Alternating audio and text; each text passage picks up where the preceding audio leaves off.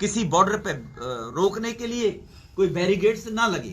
पहला बिल ये है। दूसरा बिल है किसान को अपनी फसल उपजाने के लिए अगर उसके पास व्यवस्था नहीं है, एक परिवार में एक बुजुर्ग के पास 20 अगर बीघा जमीन है या 20 एकड़ जमीन है, उसके 4 बेटे हैं, वो 4 बेटों में 5-5 एकड़ जमीन बट गई। 15 साल बाद उसके 4 बेटों को भी 2-2 बेटे हो गए, वो 5-5 एकड़ जमीन घटकर 2.5-2.5 एकड़ रह गई। कहीं किसी के पास केवल 10 एकड़ ही थी तो वो 1 एकड़ रह गई। तो 1 एकड़ का किसान, छोटा किसान, ना तो वो बैल खरीद सकता है, ना वो ट्रैक्टर खरीद सकता है, और अगर 1 एकड़ में वो किसानी करेगा तो उसका भरण पोषण संभव नहीं है। इस कारण से वो शहरों की तरफ पलायन करता है रोजी रोटी कमाने के लिए। जब वो शहरों की तरफ पलायन करता है तो गांव में बूढ़े माँ बाप रह जाते हैं, वो कृषि कर नहीं सकते। उसकी 1.5 एकड़, 2 एकड़, 1 एकड़ जमीन वो बंजर के रूप में पड़ी रहती है, उस पर कोई काम नहीं करता है। तो इस प्रकार का छोटा किसान अगर अपनी जमीन को किसी को कॉन्ट्रैक्ट में फसल के लिए, कॉन्ट्रैक्ट केवल फसल का होगा, जमीन का नहीं होगा, किसी को कॉन्ट्रैक्ट पे दे दे और कोई कॉन्ट्रैक्ट करके, करार करके उसकी फसल बोने के लिए, गांव में एक व्यक्ति के पास ट्रैक्टर है, उसके पास अपनी 4-5 एकड़ जमीन है, वो 1.5, 2-2, 2.5 एकड़ और गांव के लोगों की अगर जमीन ले ले, और वो परिवार जिनके पास व्यवस्था नहीं है, बैल नहीं है, ट्रैक्टर नहीं है, उसमें अच्छी उपजाऊ फसल पैदा कर सके, और आजकल की टेक्निक के अनुसार एजुकेटेड बच्चे किसान अच्छी उत्पादन क्षमता बढ़ा सके, तो उनको वो ठेके पर दे दे, करार कर ले उनके साथ में। इस करार में भी भ्रमित करने का प्रयास किया जा रहा है कि किसान अपने खेत को बेच देगा, जबकि ऐसा इस कॉन्ट्रैक्ट में बिल्कुल नहीं है। इसमें करार होगा, कॉन्ट्रैक्ट होगा, केवल वो फसल के लिए होगा, और करार होगा फसल बोने से पहले कि इस खेत में इतना उत्पादन होगा, इतना उत्पादन के बाद ठेकेदार इतना पैसा किसान को देगा। अगर किसान को लगेगा मैंने करार किया है और उत्पादन तो ज्यादा हो गया, तो किसान को अधिकार दिया गया, वो अपने कॉन्ट्रैक्ट को कभी भी खत्म, करार को खत्म कर सकता है ठेकेदार के साथ। केवल उसको जब फसल पक जाए, बिक जाए, तो केवल करारकर्ता को, ठेकेदार को केवल वो बीज के पैसे, खाद के पैसे और जुताई बुआई के पैसे वापस करेगा केवल। कभी भी कॉन्ट्रैक्ट को किसान तोड़ सकता है, कॉन्ट्रैक्ट को अधिकार दिया गया है। उसके साथ साथ अगर वो पैसा पूरा जब देगा, तो पूरा पैसा देने के लिए, पैसा अगर बीज का भी नहीं है उसके पास, तो फसल बिकने के बाद देगा, बीच में नहीं देगा। और उस कॉन्ट्रैक्ट में जमीन कहीं भी नहीं आएगी, उसका किसान का घर कहीं नहीं आएगा। ये इस कानून में प्रावधान है। कोई इस प्रकार का दावा ही नहीं कर सकता कि मुझे पैसा अभी दो ठेकेदार, ये किसान के हक में है। अगर बाई चांस गलती से कॉन्ट्रैक्टर गड़बड़ करता है, कॉन्ट्रैक्टर मुकरता है अपने आप को, तो कॉन्ट्रैक्टर को जितना उसने करार किया है उतना पैसा देना पड़ेगा। अगर नहीं देना पड़ेगा तो एसडीएम को यह अधिकार है, किसान एसडीएम के पास जाएगा, एसडीएम को यह अधिकार दे दिया है, 30 दिन के अंदर अंदर कॉन्ट्रैक्टर से उसके पैसे दिलवाएगा। 30 दिन के अंदर, कोई लिमिट ऐसी नहीं है। किसान बेचारा धक्के खाता है अदालतों में 3-3, 4-4 साल, 2-2 साल। एसडीएम अगर उसको फैसला नहीं कर पाएगा तो एसडीएम के खिलाफ कॉन्ट्रैक्टर डीएम के पास जा सकता है। उसको भी इसमें, डीएम को भी इस प्रकार का अधिकार दे दिया गया है, जुडिशरी का अधिकार। वो भी 30 दिन के अंदर अंदर ये निर्णय देगा और कॉन्ट्रैक्टर से किसान को पैसा दिलवाएगा। तो कहां किसान का नुकसान हो गया। तीसरा बिल है कि भंडारण, स्टोरेज, गोडाउन। पहले लिमिट थी कि एक गोडाउन के अंदर एक किसान या एक गोडाउन में रखने वाला व्यक्ति एक लिमिटेड क्वांटिटी ही रख सकता था, 200 क्विंटल, 100 क्विंटल। अब कोई भी कॉन्ट्रैक्टर या कोई भी ठेकेदार या कोई भी किसान कितना भी बड़ा गोडाउन बना सकता है, और बनाकर वो फसल को खरीद कर वहां रख सकता है। समय आने पर वो उसको बेच सकता है। मंडियों के लोग गोडाउन बना सकते हैं। इसमें भ्रम फैलाने का प्रयास किया जा रहा है, मंडी समाप्त हो जाएंगी। स्वाभाविक है, मंडियों के साथ किसानों की अटैचमेंट हो जाती है। मंडी वाले से कभी कभी वो एडवांस में पैसा ले आता है, अपनी शादी है, मकान बनाना है, कि भाई जब मेरा फसल बिकेगी मैं दे दूंगा। लेकिन मंडी वाले क्या उस किसान का शोषण नहीं करते? एमएसपी पर उसको पूरी कीमत नहीं देते। वो गरीब आदमी इमोशनल होकर कि इसने मेरा वक्त पे काम चलाया, इसलिए वो सस्ते दर पर मंडी वालों को अनाज बेचने पे बाध्य हो जाता है। अब वो किसान मंडी वाले को पूरा दाम देगा, किसान को मंडी वाला पूरा दाम देगा। अगर पूरा दाम नहीं देगा तो किसान बाहर अपनी फसल बेच सकता है, उसके पैसे लौटा देगा मंडी वाले के। अब कह रहे मंडी समाप्त हो जाएंगी। मंडी क्यों समाप्त हो जाएंगी? अगर मंडी वाले लोग किसान को पूरी कीमत देंगे तो किसान काहे को फसल बेचने बाहर जाएगा? मेरा सामान मेरे जिले में अगर बिक रहा है तो मुझे क्या जरूरत है दूसरे राज्य में जाने की? दूसरे राज्य में कब जाएगा? जब एमएसपी के आधार पर उसे पूरी कीमत नहीं मिलेगी। तो मंडी कब खत्म होंगी? जब किसान का मंडी वाले शोषण करेंगे। अगर मंडी वाले उचित दाम, एमएसपी का दाम किसान को देंगे तो मंडी एज इट इज रहेंगी। सरकार ने इस बिल में मंडियों के बारे में कोई ऐसी बात नहीं रखी है कि मंडियों को समाप्त करेंगे। एपीएमसी के बारे में कह रहे, एपीएमसी गठन 1965 में हुआ था, कानून बना हुआ है एमएसपी के साथ साथ। मिनिमम सपोर्टिंग प्राइस, उसके लिए कृषि मंत्रालय में अलग से एक डिपार्टमेंट है, पूरे राज्य में वो काम करता है। 1965 में कानून बन गया एमएसपी के बारे में, तो तेरे एमएसपी को कानून के दायरे में ले आओ। अरे भाई जी, पहले कानून बना हुआ है, ऑलरेडी बना हुआ है। आप कहने लगो कि हत्या करने पर 302 की धारा है और उसमें सजा होगी आदमी को, तो कोई ये मांग करने लगे कि हत्या करने पे कानून बनाओ। कानून, अरे कानून तो बना हुआ है भाई। तो एमएसपी का ऑलरेडी कानून 1965 के अंदर बना हुआ है। हमारे देश में 1938 में जब अंग्रेजों का शासन था तब ये व्यवस्था की गई थी किसान को उचित मूल्य मिल जाए और उसके लिए कोई व्यवस्था करी जाए। लेकिन अंग्रेजों का शासन था, अंग्रेज शोषण करते थे किसान गरीबों का, उन्होंने नहीं बनाया। देश आजाद हो गया।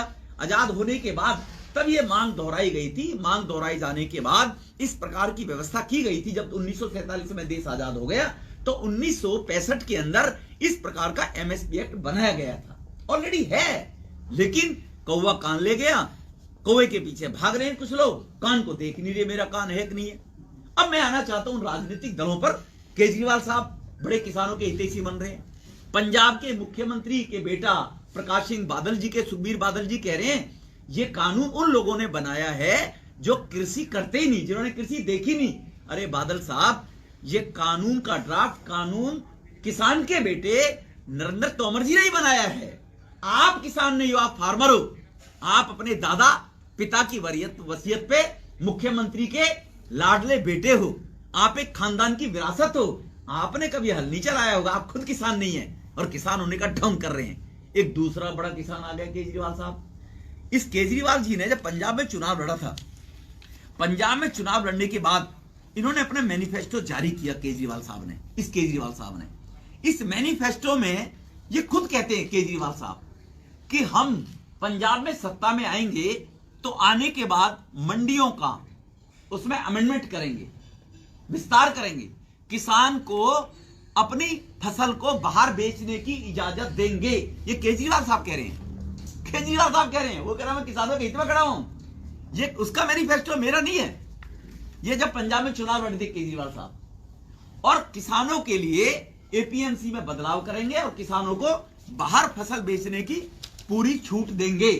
ये इनके मैनिफेस्टो में फार्मर्स एंड फार्म लेबरर्स में बड़ा स्पष्ट लिखा हो, private push to market, large scale private investor in market and processing centers in every district where farmer will sell their produce. Rural entrepreneurs shall get same benefit as industrial and IT startup. ये केजरीवाल साहब कह रहे हैं। दूसरा, जब ये bill लाया गया तो केजरीवाल साहब ने नोटिफिकेशन भी जारी कर दिया गया था। जब लगा किसानों के हित में है, किसानों का है, तो ये दिल्ली सरकार का नोटिफिकेशन है। केजरीवाल साहब, अगर आप इस बिल में गड़बड़ थी तो आपने दिल्ली सरकार में इसका काहे को नोटिफिकेशन किया? तो इसमें एक ऐसी भाषा का उपयोग कर रहा हूं, मेरे पत्रकार बंधु बुरा ना माने, ये केजरीवाल साहब है थूक कर चाटने वाले। पहले अपनी मैनिफेस्टो में लाते हैं, पहले नोटिफिकेशन करते हैं, आज किसानों के हितैषी बनते हैं। ये है कांग्रेस, उनका घोषणा पत्र है राहुल बाबा का। देश में समस्या और हल एक ही साथ चल रहे हैं। ये समस्या है और हल कंधे पर रख रखा है। तो ये इन्होंने अपनी मैनिफेस्टो में कहा, कांग्रेस ने, उनका घोषणा पत्र है लोकसभा चुनाव 2019। इनके घोषणा पत्र में ये खुद कहते हैं अपने आप, कांग्रेस कृषि उपज मंडी समिति के अधिनियम में संशोधन करेगी जिससे कि कृषि उपज व निर्यात और अंतर्राज्य व्यापार का काम सभी जगह किया जाएगा। अंतर्राज्यीय स्तर पर किसान अपनी फसल बेच सकता है, कर सकता है। ये कांग्रेस का मैनिफेस्टो है। तो केवल विरोध के लिए विरोध करना ये इनकी फितरत है। क्योंकि सीए कानून आया था उन लोगों के लिए कि जिनको सदस्यता भारत में मिल जाए, जो पार्टीशन में गलती से पाकिस्तान बांग्लादेश में रह गए थे, उसमें शोर मचाया। नोटबंदी में शोर मचाया। नोटबंदी किसके हक में की थी? वो भी बड़े बड़े धनराज सेठों का पैसा जो ब्लैक मार्केटिंग थी वो निकलकर बैंकों में आ जाए, गरीब के उत्थान में काम आ जाए। तो इसलिए इस बिल के अंदर न एमएसपी खत्म होगी, न इस बिल के अंदर कहीं एपीएमसी खत्म होने का प्रोविजन है, और गरीब आदमी के हित में ये बिल को लाया गया है। इसीलिए कुछ लोग जो मिसगाइड हो रहे हैं और कुछ लोग जो सोए हुए नहीं है, जगे हुए हैं। अब सोए व्यक्ति को तो जगा सकते हो आप, लेकिन जो ऑलरेडी जगा हुआ उसको कौन जगाएगा जी? वो तो मक्कर मारे पड़ा हुआ है।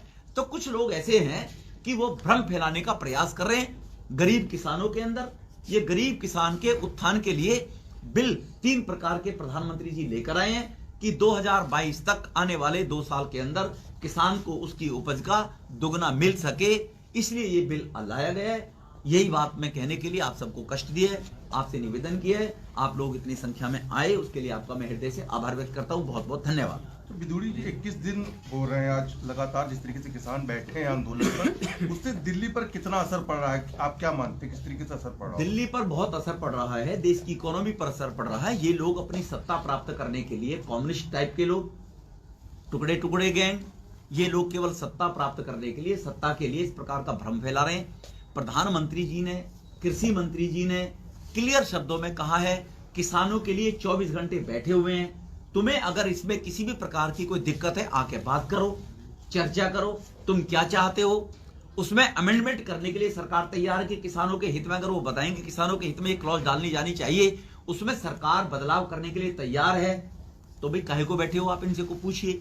किसी भी समस्या का समाधान चर्चा, डिस्कशन बैठकर होता है, केवल ये कहकर कि हम बॉर्डर पर बैठे हुए हैं। मेरी विनती है सभी पत्रकार और मीडिया बंधुओं से, वो बार बार जब चैनल में दिखाते हैं किसान सर्दी में बैठे हैं, किसान, देश में 80 करोड़ किसान हैं, ये 4000 लोग बैठे, यही केवल किसान नहीं है। आई एम सॉरी, कुछ किसान बैठे, हमें कहना चाहिए।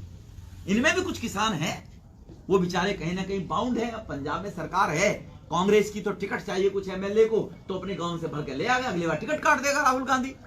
कम्युनिस्ट अपने वर्चस्व को स्थापित करने के लिए पंजाब में से कुछ जो वामपंथी हैं वो वहां पर नौटंकी कर रहे हैं, किस प्रकार की अभद्र भाषा का उपयोग कर रहे हैं प्रधानमंत्री के लिए, ये सब आप देख रहे हैं। तो कुछ लोग अपनी राजनीतिक रोटी सेकने के लिए वहां पर बैठे हुए हैं, कुछ किसान भी बैठे हुए हैं। उन किसानों से मेरा निवेदन है, वो गरीब किसानों के साथ, उनके जीवन के साथ कुठाराघात करने के लिए ऐसे लोगों के साथ ना वो रहे। उनके अगर कोई बात है, मंत्री जी 24 घंटे उनको सुनने के लिए तैयार बैठे हैं। दिल्ली के लोगों को, एनसीआर के लोगों को, और भारत में अर्थव्यवस्था भारत की ठीक प्रकार से चलती रहे, तरक्की करे, काम धंधे सुचारू रूप से चलते रहे, इस प्रकार के हाईवे पर वो ना बैठे। ये उनसे हाथ जोड़कर हमारी प्रार्थना है, हमारी पार्टी की प्रार्थना है, सरकार की प्रार्थना है। विदुड़ी जी, सरकार लगातार अपनी दलील दे रही है, लोगों को समझा भी रही है, बावजूद इसके विपक्ष के लोग और आप ही की भाषाएं बोले तो कुछ किसान वहाँ पे अभी तक अड़े हुए हैं। फ्यूचर क्या लग रहा है आपको? ये लोग कैसे हटेंगे? क्या आप लोग इनको मनाने में कामयाब होंगे? फ्यूचर क्या लग रहा है? मैंने कहा ना, सोए व्यक्ति को जगाया जा सकता है, वो सो रहा है बेचारा, जो जगा हुआ उसको कौन जगाए? उनको हम नहीं समझा सकते, उनको देश के लोगों ने समझाना पड़ेगा। जी सीए के अंदर हमने समझाने का बड़ा प्रयास, समझे थे क्या? अपने आप समझ गए जब लोगों को लगने लगा कि सच्चाई तो यही है। धीरे धीरे तो ये अव्यवस्था फैलाएंगे, धीरे धीरे आपके माध्यम से, मीडिया के माध्यम से आम किसान तक ये बातें जाएंगी। वो जाएंगी तो किसान समझेगा, वो किसान ही इनको उल्टा, इनको देखो, लोकतांत्रिक पद्धति के अंदर सबको निर्णय करने का, सबको सत्ताधिकार देने का, उससे छीनने का अधिकार देश के जनमानस के पास है, जनता जनार्दन के पास है, इन चंद लोगों के पास नहीं है जो ठेकेदार कम्युनिस्ट और कांग्रेस के और केजरीवाल बनते हैं। अब देखो ना, घोड़ी के नाड़ जड़ी जा रही थी, मेंढकी ने पैर उठा दिया, मेरे को भी जड़ दो, कह रहा है मैं यूपी में चुनाव लड़ूंगा। अरे दिल्ली में तो पीने का पानी दे दे, दिल्ली में तो संगमविहार की सड़क बना दे, दिल्ली की सड़कें टूटी पड़ी उनको तो ठीक कर दे, दिल्ली के स्कूल, कह रहा दिल्ली के अस्पतालों में बहुत व्यवस्था है, कह रहा संगम विहार में, आई एम सॉरी, आप मुझे एक व्यक्ति बता दो, संगम विहार को बेच रहा है वो। संगम विहार में हमने मोहल्ला क्लिनिक बना दिया, संगम विहार में एक भी मोहल्ला क्लिनिक नहीं है, एक भी। बत्रा हॉस्पिटल के सामने एमबी रोड के ऊपर मोहल्ला क्लिनिक है, विद इन द संगम विहार के अंदर एक भी मोहल्ला क्लिनिक नहीं क्या है। है? ऐसा झूठा आदमी है। देखो, क्या ये मान लिया जाए सरकार जो कानून लेकर आई है उसी पर अड़ी रहेगी, किसान खुद ही करें? ये किसानों के हित में है। सरकार का अड़ी होने का कोई इसमें वो नहीं है कि सरकार ने कोई ऐसी मानसिकता बना रखी है। सरकार देश के गरीबों के, किसानों के लिए काम कर रही है, मजदूरों के लिए काम कर रही है। अगर किसानों को लगता है कि हमें इस प्रकार का बदलाव करना चाहिए, उसके लिए सरकार तैयार बैठी है, कोई अड़गी नहीं है सरकार। लेकिन 2022 तक किसान की आमदनी का, उपज का कीमत डबल देनी है सरकार को। ऐसे लोगों के दबाव में आकर निर्णय नहीं किए जाते। अगर आज सरकार ऐसे दंगाइयों के चक्कर में आकर दबाव में आ जाएगी, इन कम्युनिस्टों और कांग्रेसियों के दबाव में आ जाएगी, तो कल को जब किसान की आमदनी का दोगुना पूरा नहीं होगा 2022 में, तो यही खिल्ली उड़ाएंगे ना। ये फिर ये थोड़ी कहेंगे बिल हमारी वजह से वापस। अब किसान को उसकी उपज का पूरा दाम मिले, देश में कहीं बेचे वो, इसलिए उसको छूट दी जा रही है। सरकार अगर बंजर उसका 1-1.5 एकड़ जमीन पड़ी है, वो कोई भी बेचेगा उसको, इंश्योरेंस कराए ठेकेदार, कुछ भी कराए ठेकेदार। कई दौर की बातचीत हो चुकी है, सरकार अभी तक समझाने में क्यों नाकामयाब हो रही है? मैंने फिर कहा ना, बात वही लौट के आ जाएगी। अगर कोई समझने ही ना चाहे तो उसको कौन समझाएगा जी। लेकिन समझने वाले समझ रहे हैं, इसलिए बहुत से उत्तरांचल से, मध्य प्रदेश से, गुजरात से बहुत से किसान आए हैं, मंत्री से मिलकर सेटिस्फाई होकर। भारतीय किसान जनशक्ति, वो तो मेरे से सेटिस्फाई होकर चले गए। मैंने फेसबुक पे डाला था, उनका डेलीगेशन आया था, एक दादी जिन्होंने कपड़े उतार दिए थे, वहां पर नंगे बैठ रहे थे। जब वो आए मुझसे मिलने के लिए, मैंने उनको सारी चीजें बताई, सेटिस्फाई होकर चले गए वो। लोक शक्ति किसान, भारतीय किसान यूनियन लोक शक्ति के लोग, वो हट गए वो। कुछ तो जो समझ रहे हैं, किसानों की मौत भी हुई सांसद जी, तो इस पे सरकार क्या कदम उठा सकती है? वहाँ जांच के कुछ कैंप भी लगाए गए हैं, तो क्या वहाँ कोरोना कुछ बीमारी वहाँ पाई गई? देखो, अगर वो कोरोना से कुछ ऐसे लोग हैं, वो लोगों की मौत पर ही, लाशों पर राजनीति करते हैं। कांग्रेस की प्रैक्टिस रही है, कम्युनिस्टों की प्रैक्टिस रही है। बंगाल की स्थिति मुझसे ज्यादा बेटर आप जानते हो, कम्युनिस्ट कैसे राज करती है। आज कम्युनिस्ट की सेकंड टीम के रूप में वहां पर ममता काम कर रही है। वो राजनीति ही लाशों पर करते हैं। वो चुन चुन कर ऐसे किसानों को, बेचारों को लाते होंगे जो कहीं ना कहीं बीमार होगा, हाथ में जोड़ के उसको झांसे में ला के बैठा देते होंगे जी। क्या लगता है आपने ये बताया 1965 में एचएमसी का एक्ट बना या उसका बना, एमएसपी का एक्ट तो कभी बना ही नहीं। ना, एमएसपी एक्ट है। नहीं, एमएसपी एक्ट नहीं है, है। लागू नहीं है वो। ना, लागू है। I'm sorry, ये झगड़ा ही नहीं। पत्रकार बंधु भी ऐसे कह रहे हैं। ना, मैं बड़ी जिम्मेवारी के साथ में कह रहा हूँ, एमएसपी एक्ट देश मान में, सकता हूँ कि डेयरी वाला नहीं जो भाई। 65 बना। ना, एमएसपी एक्ट देश में लागू है। प्रतिवर्ष हर राज्य में सर्वे किया जाता है, किस राज्य की फसल में लागत किसान की कितनी आई, उसको कितनी उपज का दाम मिलना है, फिर सरकार तय करती है कीमत हर वर्ष तब तय करती है। एमएसपी एक्ट है ऑलरेडी देश में। एमएसपी हर वर्ष तय किया जाता है हर राज्य के अंदर, हर फसल का।